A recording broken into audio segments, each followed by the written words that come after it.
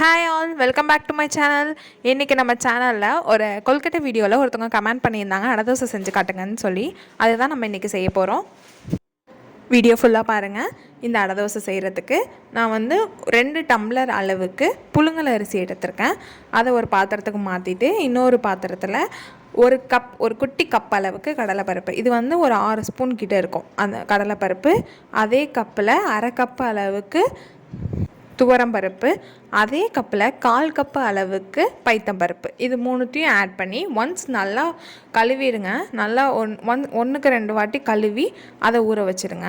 அரிசியும் தான், ஆனால் நீங்கள் ஊற வைக்கிறப்ப அரிசி தனியாக பருப்பெல்லாம் தனியாக ஊறவிங்க. ஏன்னா பருப்பையும் மிளகாயும் நம்ம குறைதான் அரைக்க போகிறோம்.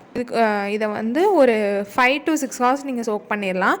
அடுத்து இது கூட வரமிளகா ஆட் பண்ணி அரைக்கணும். பருப்பையும் வரமிளகாயும் தனியாக அரைச்சிக்கோங்க. அரிசி மைய அரைச்ச பரவாயில்ல, ஆனால் பருப்பு கண்டிப்பாக கொஞ்சம் குறைன்னு அரைச்சிக்கோங்க. அதுதான் நல்லாயிருக்கும்.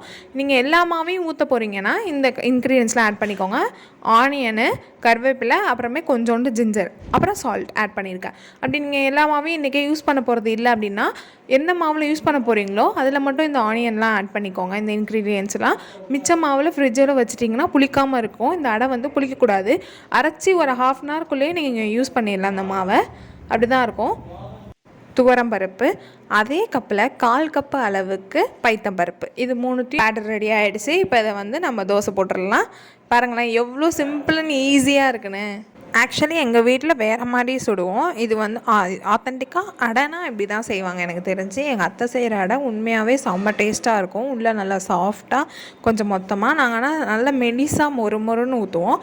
அதையும் நான் நெக்ஸ்ட் டைம் அடை தோசை செய்கிறப்போ நான் வீடியோவில் போடுறேன். இப்போ ஒன்ஸ் இந்த தோசையை நல்லா ஊற்றி கொஞ்சம் மொத்தமாக ஊற்றுங்க. ரொம்ப மொத்தமாக ஊற்றுனீங்கன்னா கொஞ்சம் சாப்பிட முடியாது, முழுங்கிறதுக்கெலாம் கஷ்டமாக இருக்கும். அதோட இந்த அடையை சுட சுட சாப்பிட்ணுங்க. அப்போ தான் அதோட டேஸ்ட்டு செமையாக இருக்கும்.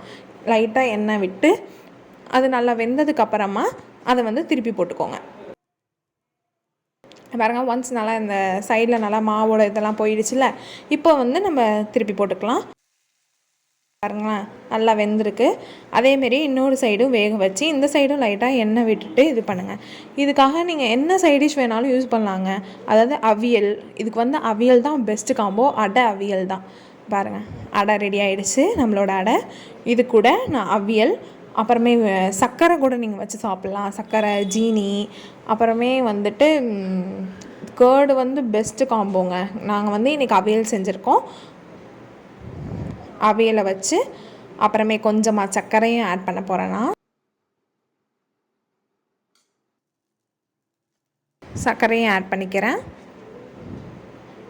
ஆக்சுவலி நீங்கள் இது எல்லாத்தையும் வச்சு சாப்பிடணுங்கிறது எதுவும் கிடையாது. இது இல்லைன்னா இது ஆல்டர்னேட் சொல்கிறேன்னா ஓகே. இது மூணுமே இதுக்கு அல்டிமேட் டேஸ்ட்டில் தான் இருக்கும். இதுதான் என் தலைவன் கேர்டு. எதுவுமே இந்த 2 தொட்டுக்கையும் செய்யலைன்னா கூட வீட்டில் நமக்கு எப்போவுமே கேர்டு இருக்கும். அப்படி இல்லைன்னா கூட கடையில் வாங்கி வச்சு சாப்பிட்லாம். அடைக்கு உண்மையாகவே செம்ம டேஸ்ட்டாக இருக்கும் இந்த 3 சைடிஷும். நீங்கள் அடையை சும்மாவே கூட சாப்பிட்லாம். அது நல்லா தான் இருக்கும், அதிலே காரம் போட்டிருக்கிறதுனால. ஒன் டைம் நீங்கள் ட்ரை பண்ணிவிட்டு எனக்கு முடிஞ்சால் கமெண்ட் பண்ணுங்கள். அவ்வளோதாங்க. நான் எடுத்து டேஸ்ட் பண்ண ஆரம்பிச்சிட்டேன். அன்லிமிட்டடாக சாப்பிட்லாம், எத்தனை அடை வேணுனாலும். ஆனால் நம்ம கொஞ்சம் குண்டாக ஊற்றிருக்கோம் இல்லையா, அதனால் லிமிட்டாக தான் சாப்பிட முடியும். அவ்வளோதான். தேங்க்ஸ் ஃபார் வாட்சிங்.